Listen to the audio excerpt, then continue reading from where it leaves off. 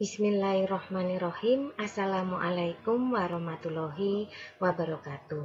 Bertemu lagi dengan saya pada mata kuliah pengantar bahasa Query pada sore hari ini untuk kelas SKS 19.2 pada hari Rabu tanggal 21 Oktober 2020. Untuk kelas SKS 19.2 sekarang kita masuk pada pertemuan yang ke-6. Nah, pada pertemuan yang ke-6 ini, saya akan mereview beberapa materi yang sudah saya berikan sebelumnya seputar tentang ERD, kemudian normalisasi, kemudian DFD. Karena ketiga materi tersebut yang rencananya nanti akan dibuat sebagai bahan untuk UTS. Nah, mengingat tentang UTS, sekali lagi saya ingatkan kembali kepada mahasiswa SKS 19.2 bagi yang masih memiliki tanggungan untuk kekurangan nilai-nilai baik pada nilai harian yang berupa kuis ataupun nilai yang berupa tugas hasil praktikum ataupun tugas yang diberikan di rumah itu bisa segera diselesaikan karena syarat utama daripada Anda bisa mengikuti UTS adalah tugas-tugas sudah harus dikerjakan terlebih dahulu.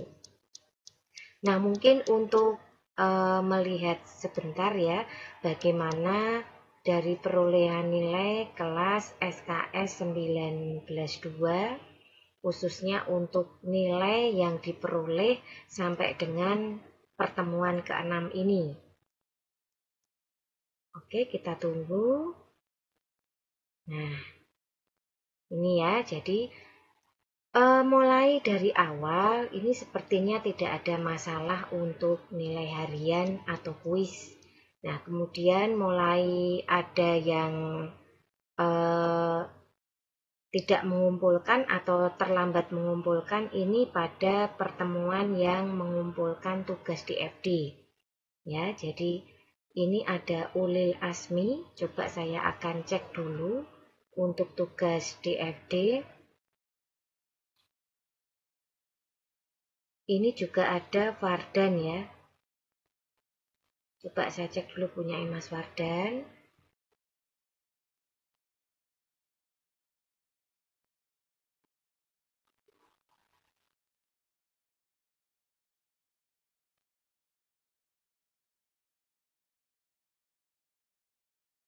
Oke, ini ERD dan DFD pada sistem penjualan.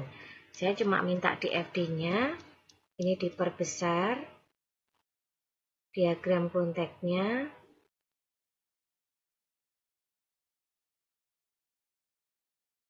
Oke, ada keterangannya juga. Sayangnya ini untuk garisnya itu kurang begitu kelihatan ya, karena memang warnanya yang biru juga, senada dengan background di sini.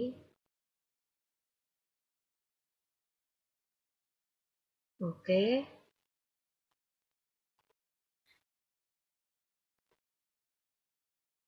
Ini ERD-nya. Oke ya, jadi ini sudah saya terima punyanya Mas Wardan. Ini langsung bisa saya nilai.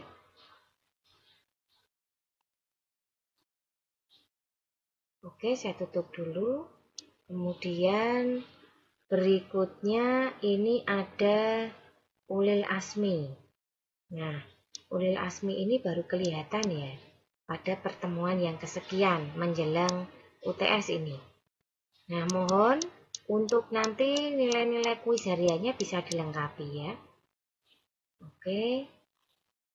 Nah, ini kan tidak kelihatan tulisannya ya. Jadi jangan gunakan blok warna hitam pada simbolnya ya. Jangan pergunakan blok warna hitam pada simbol DFD. Ini fatal akibatnya karena apa? Tulisan tidak kelihatan. Tulisan tidak kelihatan. Maksudnya tulisan ini tulisan yang di dalam simbol, ya, tidak kelihatan. Kemudian jangan gunakan simbol lain yang bukan simbol dari DFD. Jangan pergunakan simbol lain yang bukan simbol DFD. Jadi Anda tidak boleh ya menggunakan simbol yang berbeda, intinya pokoknya podo gitu, nggak boleh ya. Jadi di sini ketika nanti Anda membuat sebuah DFD itu tidak seperti ini salah besar ya. Jadi mohon maaf ini untuk Ulil Asmi. Jika tidak paham silahkan bertanya langsung kepada saya, bisa chatri atau lewat WA group. Untuk bentuk-bentuk simbolnya ini ada yang nggak pas ini. Ya, jadi perhatikan pembuatan simbolnya. Nggak ada itu simbol yang bentuknya elips seperti ini dipergunakan pada DFD.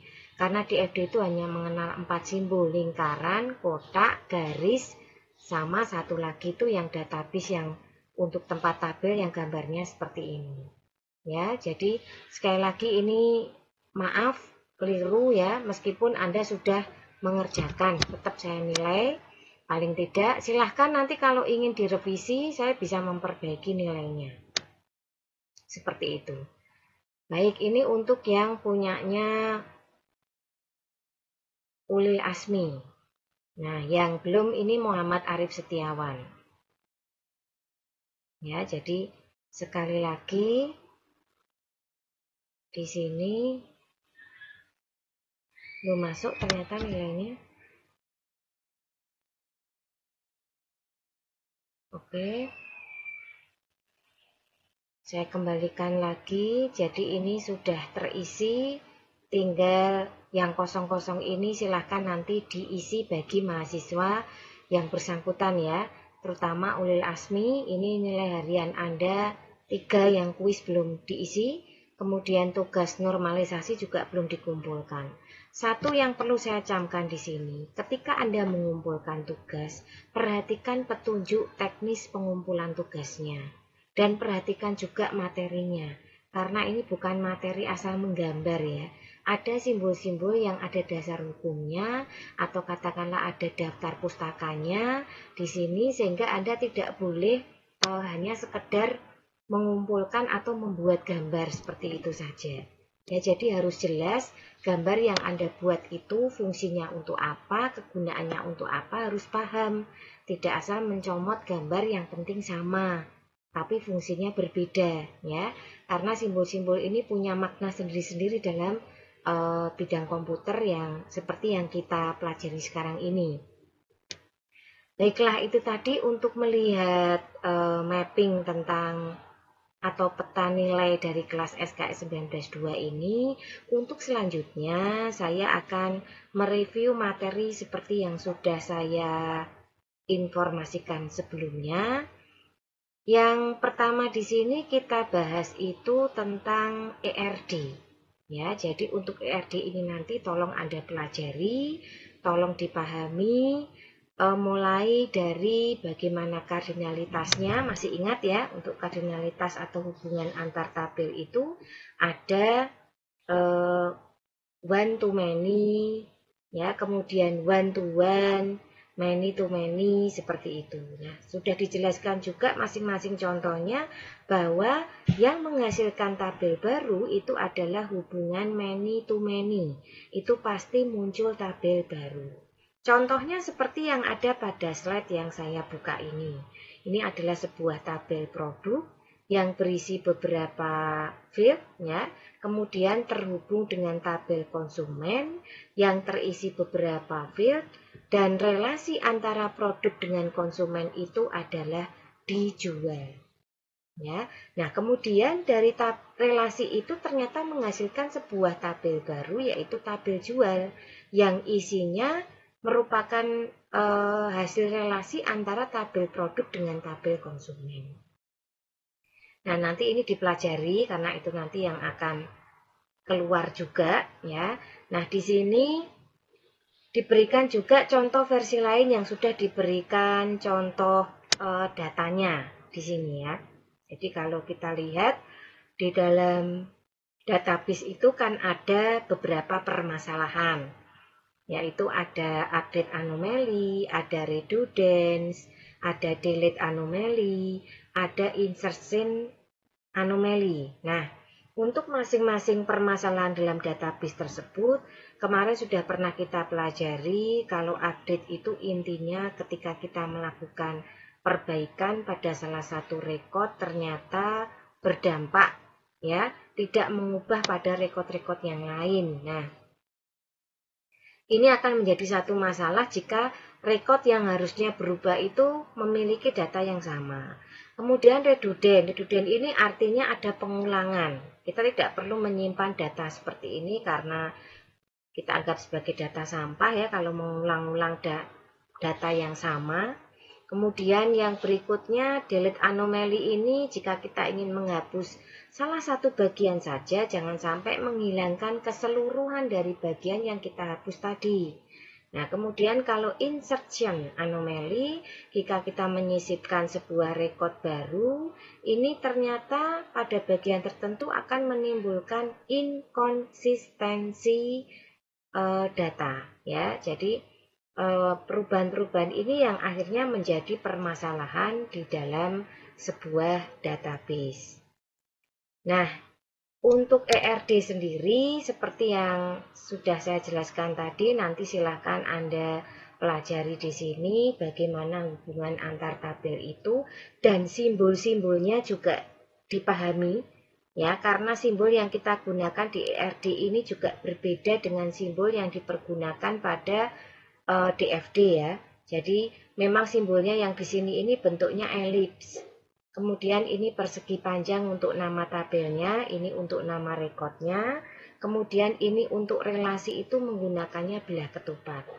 Nah, kemudian antara kotak dengan bilah ketupat ini dihubungkan sebuah garis, di mana masing-masing garis ini harus ada judulnya.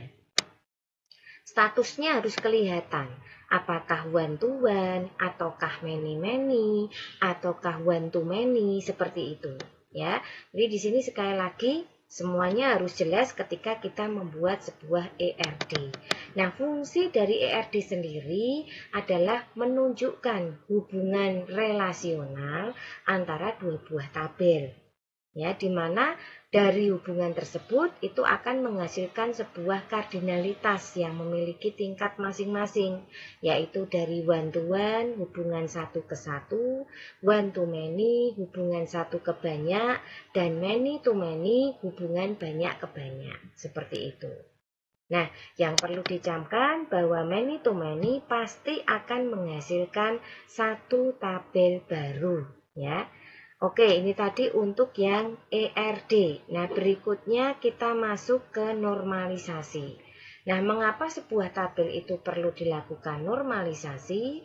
Harapannya dinormalkan atau disederhanakan. Ya, di mana untuk penyederhanaan tabel di sini itu melalui beberapa step atau tahapan. Ada bentuk normal pertama, bentuk normal kedua, bentuk normal ketiga, dan seterusnya.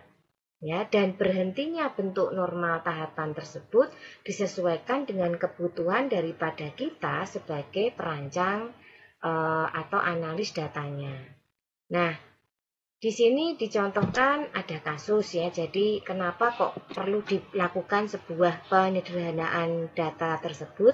Di sini dicontohkan ada bentuk seperti ini. Ini ada contoh tabel tentang buku, ada nomor ISBN, judul, kategori, halaman. Ternyata kalau kita lihat judul contoh pada belajar ASP ini masuk dalam dua kategori. Dia juga masuk dalam kategori internet dan dia juga masuk dalam kategori pemrograman. Nah, itu saja yang membedakan, kategori saja. Untuk yang lain-lainnya sama. Nah, bagaimana untuk mengatasi atau menyederhanakan tabel dengan kasus seperti ini? Akhirnya kita tambahkan sebuah field tersendiri untuk kategori 1, kategori 2, kategori 3, dan seterusnya. Kategori 1 itu untuk semua jenis buku yang masuk dalam golongan internet. Kategori 2 itu untuk semua buku yang masuk dalam golongan pemrograman. Dan masih banyak lagi seandainya nanti ada kategori lagi lain yang muncul. Ya, jadi di sini tidak menyulitkan. Kita tidak akan menyimpan data banyak. Anda perhatikan dari contoh yang di atas dengan yang di bawah, ini kita hanya butuh satu baris untuk menyelesaikan kasus di atas tersebut. Kalau yang tadinya kita muncul sampai berbaris-baris, ini bisa diselesaikan dalam satu baris saja. Sehingga tidak perlu mengulang-ulang data yang sama atau terjadinya kasus redundance. Oke, nah jadi bentuk normalisasi di sini yang saya contohkan itu contohnya seperti ini. Ini ada bentuk anormal ya. Jadi belum jelas nama tabelnya apa. Masih banyak fit-fit yang kembar ya di sini. Jadi kemungkinan itu masih banyak rekod-rekod atau data-data atau fit itu yang dicetak secara berulang-ulang. Nah, kemudian untuk bentuk normal yang pertama. Nah, ini diberikan sebuah nama tabel di sini, diberi nama utama. Ya, diberi nama utama. Kemudian satu lagi di sini untuk bentuk normal kedua. Untuk bentuk normal keduanya sendiri ada konsumen, ada produk. Ya, ada konsumen, ada produk. Dipecah menjadi dua ya. Nah,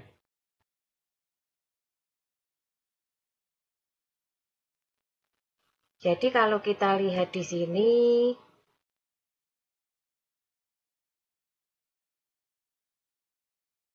ada beberapa hal yang perlu kita perhatikan.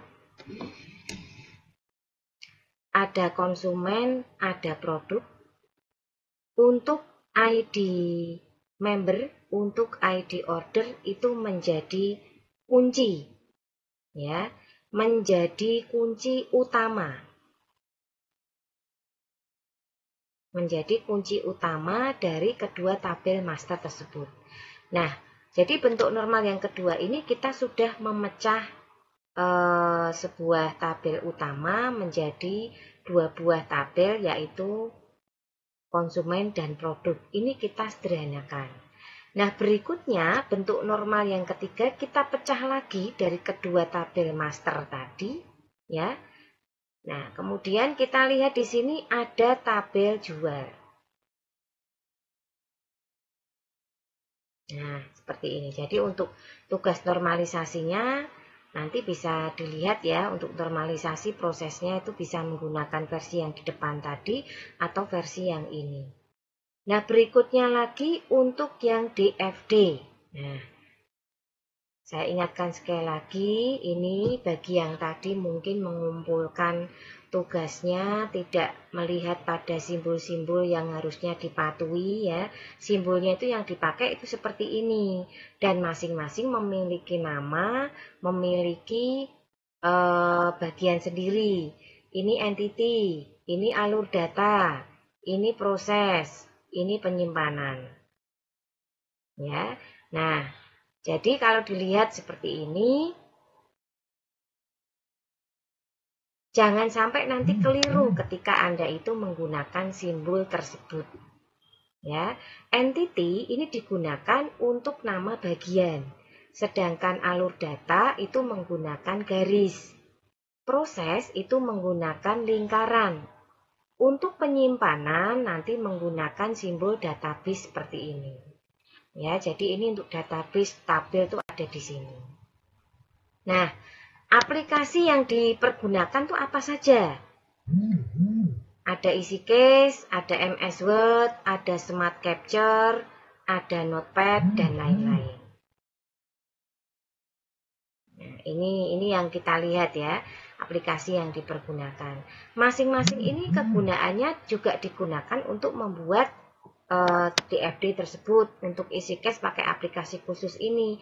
Tapi seandainya tidak ada, Anda juga bisa menggunakan Visio. Kemudian MS Word ini untuk mengcapture hasilnya, ya. Kemudian Smart Capture ini untuk mengcapture-nya, kan ada aplikasi banyak nih, salah satunya bisa menggunakan ini. Sedangkan Notepad ini dipergunakan untuk melihat bagaimana status rule check dan rule balance dari isi case-nya. Karena kalau kita menggunakan isi case ini ada monitor, ada pengawasnya. Apakah gambar yang Anda buat itu salah atau benar. Kalaupun ada error, biasanya nanti akan bisa kita capture-kan. Ya, istilahnya ada error di situ, kelihatan semua. Nah, untuk mendokumentasikan hasil error atau tidaknya tadi, kita bisa menggunakan Notepad ini. Ya, jadi contoh kasus pembuatan DFD-nya ini ada identifikasi sudah Anda buat tadi. Nah, Anda perhatikan gambar-gambarnya ini sama. Jangan sampai bulatan yang ada di kontak dengan bulatan yang ada di dekomposisi itu berbeda bentuknya. Semuanya sama. Jadi jangan sampai membuat bulatan-bulatan atau tanda-tanda simbol yang berbeda. Ya. Nah, ini simbol-simbolnya seperti ini. Oke, ini yang bisa kita lihat dari review materi yang saya berikan pada sore hari ini. Nah, untuk berikutnya ini adalah studi kasus tentang perancangan database, di mana materi ini nanti akan kita jadikan sebagai latihan ya untuk menghadapi UTS ya. Jadi di sini kita dihadapkan pada studi kasus. Misalkan ini saya berikan contoh tentang penjualan pada sebuah resto. Berikut ini adalah anormal dari database yang ada di sebuah restoran. Ya, anormal dari database yang ada di sebuah restoran. Kita tulis apa adanya yang ada di sini. Tulis apa adanya. Kemudian untuk bentuk normal 1, ini ada tulisannya seperti ini, normal pertama, ya. Kemudian di sini ada beberapa yang diberikan tanda bintang, itu menunjukkan sebagai kunci utama nanti yang akan dipilih menjadi tabel-tabel yang dipecah, ya. Kemudian normal keduanya ini sudah menjadi tabel-tabel yang dipecah masing-masing dengan primary key-nya masing-masing. Kemudian normal yang ketiga, ya, ini ada relasi, ada hubungan antar tabel. Jadi tidak ada tabel yang tidak mempunyai hubungan sama sekali.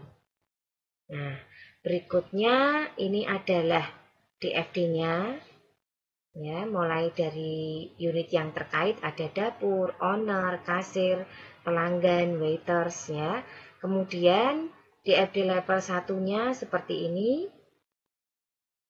di mana ada penjelasan. Nanti kalau Anda membuat juga sama seperti ini, ada keterangannya.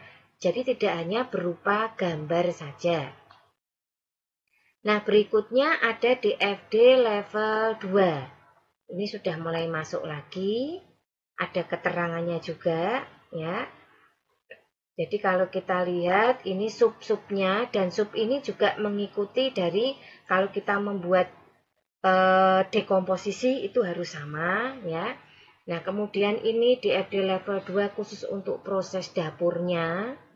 Kemudian DFD level 2 untuk proses pembayarannya. Nah, dan itu tadi adalah contoh studi kasus dari tugas DFD maupun normalisasi dan ERD. Nah, untuk selanjutnya adalah tugas yang saya berikan kepada Anda dan harus dikumpulkan nanti kurang lebih tanggal 27 Oktober ya. Diminta untuk membuat ERD. Diperjelas hubungan kardinalitasnya. Tadi dicontohkan sudah ada normalisasi dan DFD-nya. Anda diminta untuk membuat ERD-nya tentang kasusnya tadi restoran ya restoran, tidak boleh yang lain karena ini menyesuaikan dengan tugas tadi lanjutan yang saya jelaskan studi kasusnya. Tugas dibuat dalam format PDF, diberikan penjelasan untuk setiap gambar. Ya. Jadi kalau dilihat di sini nanti tugas Anda tinggal melanjutkan untuk membuat ERD dari penjualan yang ada di sebuah resto. Nah, kira-kira itu saja dulu yang bisa saya berikan untuk sore hari ini. Mohon maaf jika ada hal yang kurang berkenan pada saat saya menyampaikan materi. Jika ada hal yang ingin ditanyakan, bisa langsung japri atau ditanyakan lewat WA Group. Akhir kata, wassalamualaikum warahmatullahi wabarakatuh.